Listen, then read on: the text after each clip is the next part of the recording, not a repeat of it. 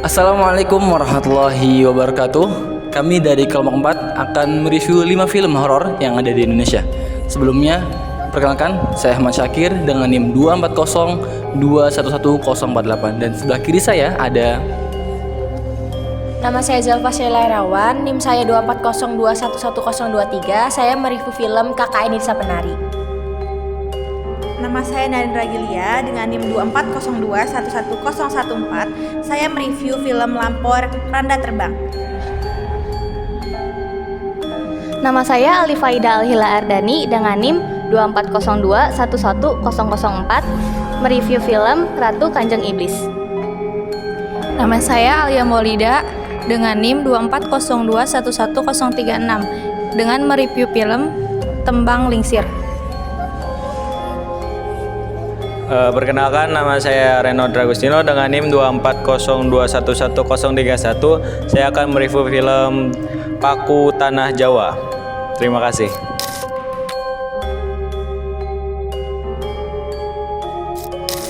KKN Desa Penari adalah film yang rilis pada tahun 2022 dengan disutradarai oleh Awi Suryadi.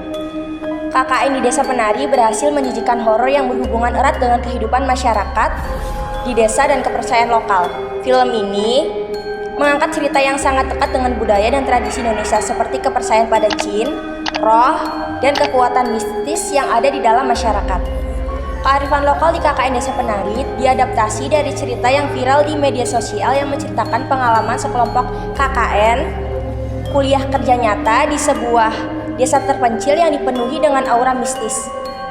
Dalam film ini, kearifan lokal, Jawa, dan tradisi mistis di desa menjadi unsur yang sangat penting, termasuk kepercayaan terhadap makhluk halus, roh leluhur, dan ritual-ritual adat yang dipercaya dapat membawa bencana jika tidak dihormati.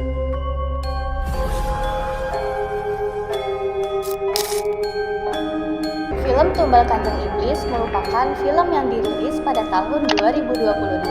Film ini disutradarai oleh Nizam Fadilah Ananda dan dibintangi oleh Sheryl dan Putri Ayunda. Latar belakang film Tumbal Kanjeng Iblis adalah sebuah kos-kosan yang menjadi tempat berlangsungnya peristiwa ganjil dan teror. Kos-kosan tersebut dimiliki oleh pasangan suami istri Rosa dan Jeffrey yang ternyata mengikuti aliran sesat. Film Tumbal Kanjeng Iblis bercerita tentang Tia, seorang adik yang mencari kakaknya yang hilang. Tia mendapatkan bisikan untuk mencari kakaknya yang hilang, dan penelusurannya membawanya ke kos-kosan tersebut.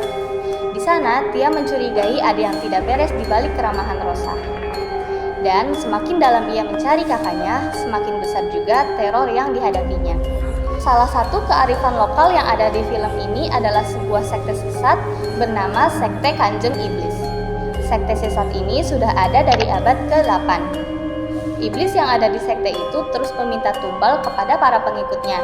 Itu dilakukan agar para pengikutnya bisa hidup abadi, kaya raya, awet muda, dan sejahtera.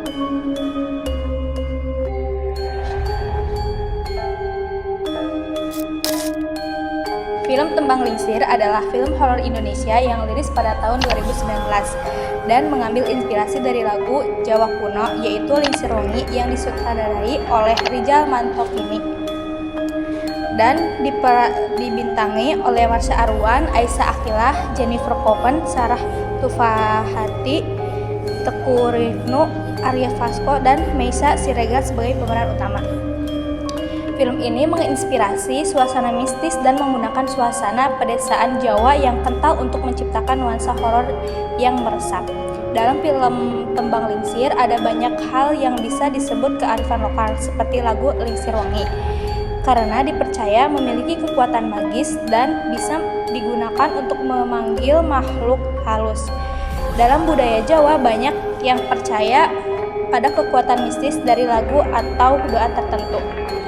Dan ini menggambarkan hubungan erat antara manusia dengan alam gaib. Lagu ini juga sering dikaitkan dengan ritual atau praktik spiritual tertentu yang ada dalam tradisi Jawa. Di desa yang sunyi itu ada juga tradisi-tradisi Jawa seperti memberi sesajen atau ritual yang dipakai untuk mengundang atau mengusir arwah. Bagian dari cara orang Jawa menjaga hubungan dengan alam dan makhluk halus. Filmnya juga menunjukkan kehidupan desa yang masih kental dengan adat dan kepercayaan tempat-tempat misterius seperti hutan atau gunung yang sering ada ceritanya kalau di tempat yang angker.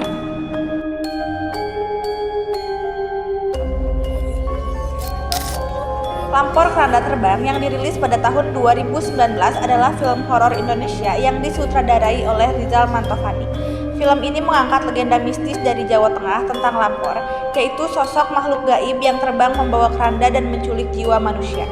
Cerita bermula ketika Edwin yang diperankan oleh Dion Wiyoko dan istrinya Neta yang diperankan oleh Adinia Wirawati memutuskan untuk pulang ke kampung halaman Neta di Temanggung, Jawa Tengah.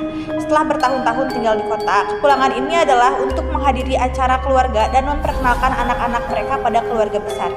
Para penduduk desa percaya bahwa keluarga Neta telah membawa lampor ke desa mereka. Terungkap bahwa Neta menyimpan rahasia kelam tentang keluarganya yang berkaitan dengan masa lalunya di desa itu.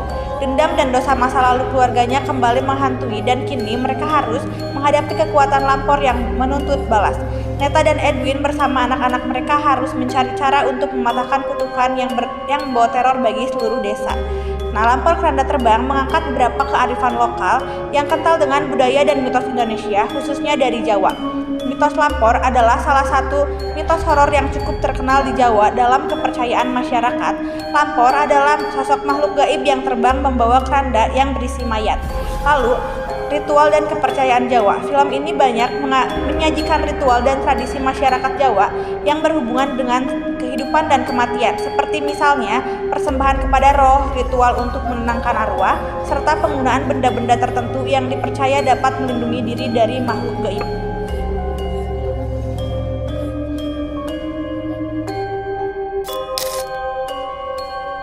Film Bangku Tanah Jawa. Film Bangku Tanah Jawa menceritakan sosok Ningrum yang sejak kecil harus menghadapi pandangan negatif dari warga sekitar karena ibunya yaitu Handini. Handini selalu diisukan memiliki banyak pria untuk syarat pesugihan. Kematian salah seorang teman dekat Handini membuat keluarganya semakin disudutkan warga. Satu persatu korban berjatuhan, akhirnya membuat Ningrum tergerak untuk mempertanyakan segalanya pada Handini. Hidup Ningrum semakin tidak tenang setelah lelaki yang diam-diam ia cintai bernama Jalu justru terjebak menjadi tumbal baru Handini. Pada akhirnya Ningrum harus melawan banyak teror gaib.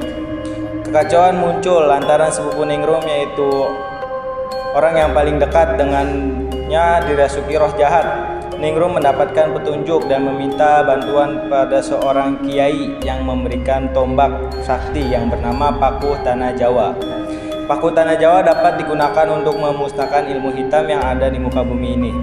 Film horor terbaru disutradarai Bambang Rias ini penuh dengan jumpscare mengerikan sehingga penonton akan dibuat terkaget-kaget sepanjang film lewat visual makhluk halus yang menyeramkan. Musik menjadi salah satu elemen penting dalam film ini.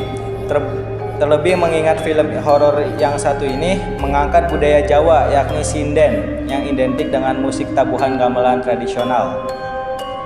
Jadi Paku Tanah Jawa ini adalah film horor yang mengangkat kisah mistis urban legend dari Gunung Tidar, Magelang, Jawa Tengah. Terima kasih.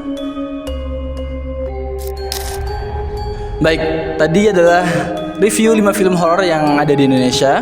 Sekian dari kami. Wassalamualaikum warahmatullahi wabarakatuh.